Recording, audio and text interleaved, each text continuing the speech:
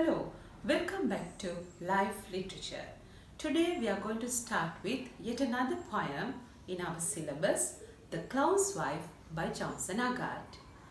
This is under the theme Life. We'll first take a look at the poet and try to get a little bit familiar with the poet. The poet Johnson Agard was born in 1949 in Guyana, South America. So he is considered as an Afro-Guyanese playwright, poet and a children's writer, and he is a 20th century poet as well. Later in his life, he had settled down in Britain, and now he is living in Britain and continuing his work of art. Critic David Dabydeen had commented on Agard's poetry. He had said, Agard's poetry is a wonderful affirmation of life in a language that is vital and joyous. So that is a little bit of information about Johnson Agard. We'll now move on to the analysis of the poem. I suppose that you have read the poem and by now, because the book had been with you for so many months, so you are familiar with the poem.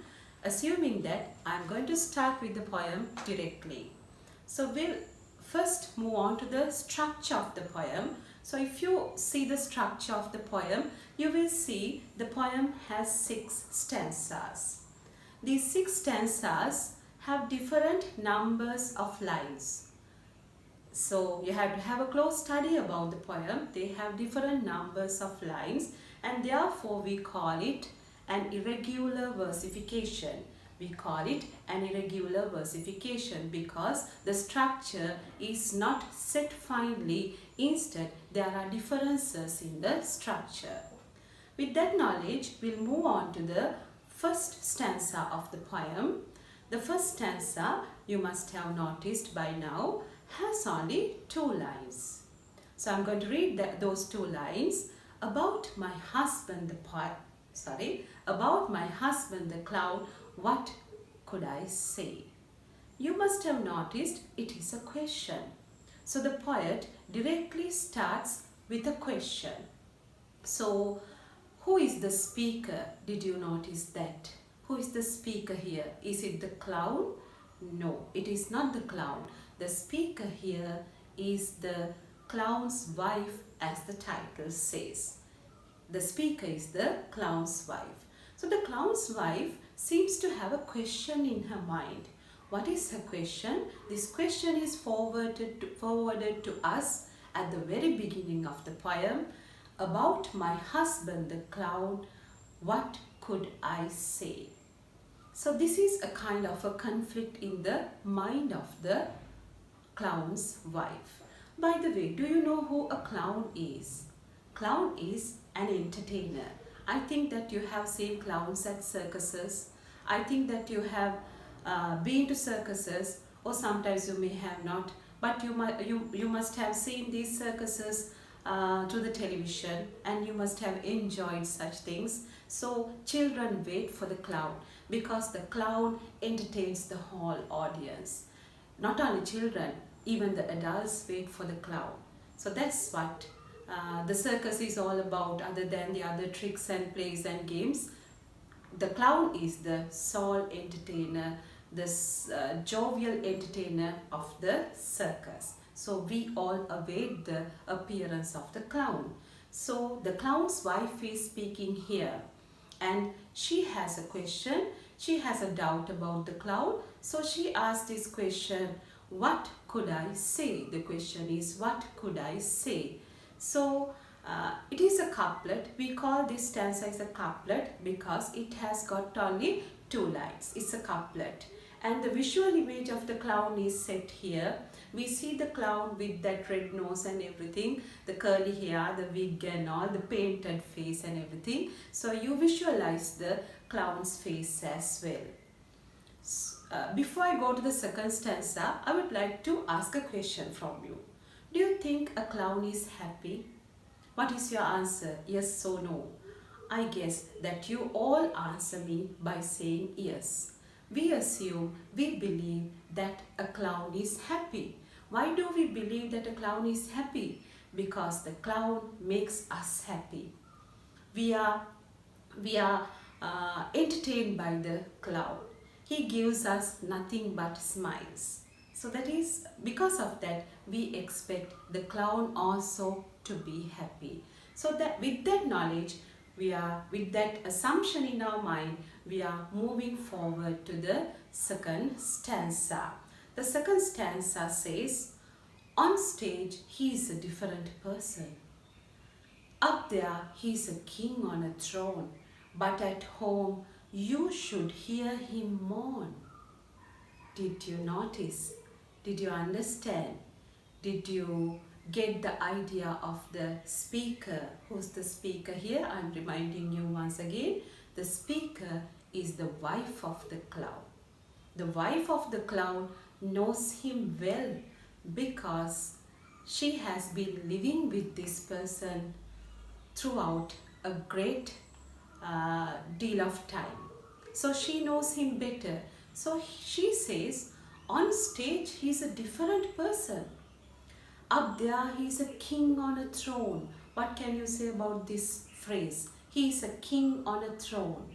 Actually, that is a kind of a metaphor because the clown here at the circus on stage, he grabs the entire attention of the audience, the attention of the spectators, and he becomes the cynosure of the stage. Everyone looks at him, enjoys his acts, and everyone is attracted to this image of the clown.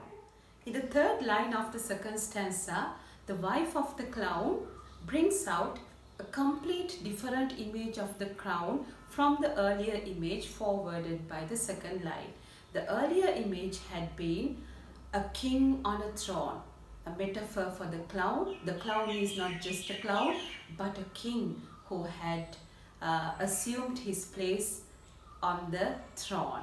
But here in the third line, the wife says, but at home. So at home he is totally a different person. At home you should hear him mourn. At home you should hear him mourn. What is mourning? Mourning is weeping, crying. So the clown who entertains a whole audience, who entertains a great number of spectators, comes home and cries, wails, mourns. Why? Can you guess the reasons? Why does the clown mourn? Why does the clown wails? Why does the clown mourn? Why? Because you have to guess the reasons. What are the reasons? Maybe he is too tired. Maybe he does not get enough wages. His salary is not enough for him. He gets a mere wage. Maybe he cannot support the whole family. There may be different reasons for his unhappiness. By the way, what do you think of a clown's salary? Do you think that a clown receives a good salary, a big bundle of money at the end of each circus? I don't think so. Because normally, being a clown is not a highly thought of job in our society. So there are differences in the society that we live. So this is one of the differences that we meet every day. So there are different jobs, and these workers who do these different jobs receive their salaries in different ways. Some receive more, some receive less. So the clown falls into the category of poorly paid jobs. So I think that the clown is not happy because of his hard toil, which is not rewarded well. And maybe he is also tired by the evening as well because he has to do a lot of tricks. We'll come to those things in the next stanza. So we'll see what he is doing on stage. So maybe because of all these reasons, the clown is not happy. That is revealed to us by his own wife. So that is the reality about the clown.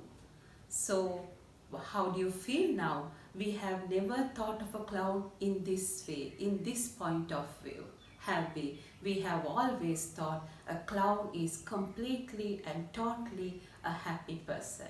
So we had been dealing with a myth, isn't it? So we move on to the next stanza, stanza 3. The moment he walks through that door without that red nose and them funny clothes, he seems to have the world on his shoulder. That's how the clown enters home by the evening. The wife has seen this. The wife has observed this. How he comes home. Can you visualize this picture? The moment he walks through that door, the wife points at the door and gives us the image how the clown enters the house through that door. That preposition he uses, Johnson Agard uses, indicates how he enters home.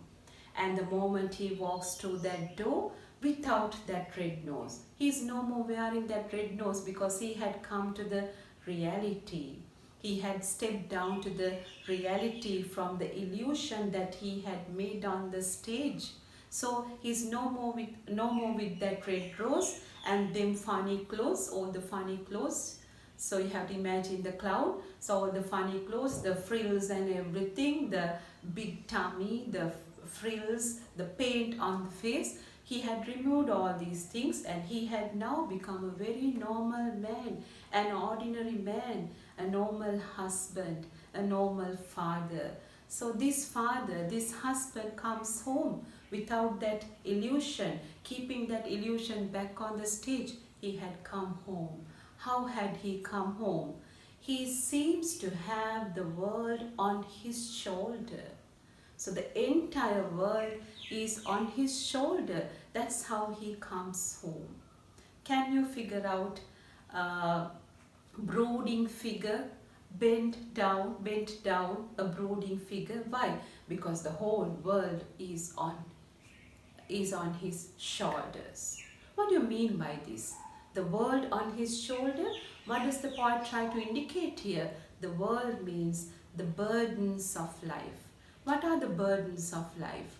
The heavy responsibilities of a father, the heavy responsibilities of a husband. So this is the world that he is carrying on his back through his life. So he is weighed down because of this burden. So he comes home with the world on his shoulder. So we understand the responsibilities and duties of the clown as a normal man, as a father, as a husband. So that's what the poet gives us in the third stanza. Now we are shifting to the fourth stanza. I do me best to cheer him up, poor soul. I juggle with eggs, I turn cartwheels, I tell jokes. I do me latest card trick, I even have a borrow of his red nose. Who tells this? It's the wife of the clown. So what does the wife of the clown say here?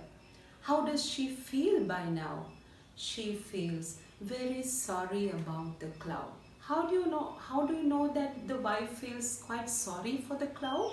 Because of the phrase that she uses in the first line of the fourth stanza. What is that? She says, she calls the clown like this, poor soul. Poor means, what is this poverty she is referring to? Is she referring to the money the clown has? No, she is not referring to the money. She is feeling sorry for the clown. That's why she says poor. The clown is poor. And poor soul means the poor man. So she calls her own husband as a poor man. Poor not only in wealth, even in his responsibilities, even in his duties, because he finds hard to satisfy the family with his meager wages. Meager means not enough wages, not enough salary. So I do my best to cheer him up. So what does the wife do here? Does she try to complain about the poor service he is rendering towards the family? No, she is not ready to complain. She is ready to cheer her husband, to make her husband happy. How does she make her husband happy? I juggle with eggs. Juggling with eggs, that is a trick played by clowns. And the second way, I turn cartwheels. Have you seen the circle-like things, cartwheel-like things with which the clowns play about? So she also performed the same thing. I tell jokes even. In the same manner, the clowns do to entertain the audience. And not only that, she does not stop there even. I do me latest card trick. Even she performs the card tricks normally the clowns do on stage. And finally, she says, I even have a borrow of his red nose. She even borrows the red nose of the clown, wears it herself and tries to make the clown happy by performing the same tricks he performs on stage. And what does she expect by doing all these things? To make the clown happy, to bring a smile to the clown. So that's how the wife is concerned about the clown. Do you think that she's a loving wife? Do you think that she's a caring wife? Of course. Why? She does not bother herself about the money he brings home. He's only bothered about his happiness. So we can be very sure that she's a loving and caring wife. Right. So we'll move on to the fifth stanza. But he doesn't say exactly how he feels. Doesn't say what's bothering him inside. Just sits there saying almost to himself. That gives us the response of the clown towards the actions of his wife. What is the response of the clown? The clown doesn't say exactly how he feels. He does not share his ideas, his feelings, his sorrows, his fears, his worries with his wife. Why? Yes, we'll discuss it later. So that is a question for us. He doesn't share these emotions with his wife. He doesn't say what's bothering him inside. There's a problem in him. There is something wrong about him. But he is not willing to share his problem with the wife. What does he do then? Just sits there saying almost to himself. He just sits there. So here also the poet is using that demonstrative pronoun. What is this demonstrative pronoun? He sits there, demonstrates the place. So everything is visualized in front of our own eyes because the pronouns are there demonstrating everything. So what does he say to himself? That is given in the final stanza. Let's see what is that thing that he is uttering to himself. He says, "Oh life, our life, what would I do without this clown of a wife?" That's what he utters to himself. In silence, seated there, he utters to himself. Look at the first line of that final stanza. Once again, it is a couplet in the same manner the poet has started. So the first line of the final couplet, "Oh life, our life." "Oh" and "ah" are exclamations, deep feelings expressed. "Oh, ah." We'll analyze this later more deeply. So he says, "Oh life, our life. What would I do without this clown of a wife?" So here the poet ends with a question. It is a rhetorical question. Do you know what a rhetorical question is? Rhetorical question is a question you ask not for the purpose of getting an answer, but for the purpose of highlighting a fact, to emphasize a fact. So what is the fact that the wife wants to highlight here? Sorry, not the wife. The poet wants to highlight here. What would I do without this clown of a wife? That's what the clown is thinking. What does it tell you? Does the clown value the wife, accepts the wife as someone needed, or doesn't he? What do you think about it? I think, what would I do without this clown of a wife means he is totally dependent on the wife. He is totally satisfied with the wife. Without the wife, he won't be able to do anything. Without the support of the wife, he will not succeed in his life. The only solace in his life seems to be his wife.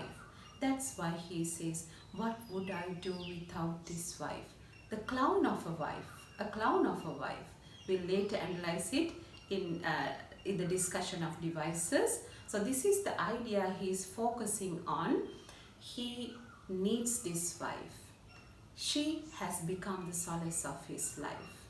So this is what Johnson Agard has structured beautifully in an irregular versification as the poem The Clown's Wife. It gives us the picture of a clown.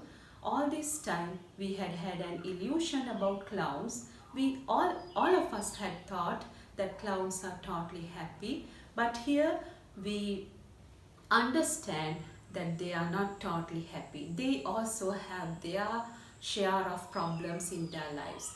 They also have their bundles of burdens in their lives, and they have to face life with difficulties. So we have to understand that reality. Appearance is not the same as the reality. So this is a common thing about life. All of us have the same problems. Even I have the same problems. I have my share of problems. Even you have your share of problems. Your parents have their shares of problems as well. So it is not the appearance which is always the truth. That is what Johnson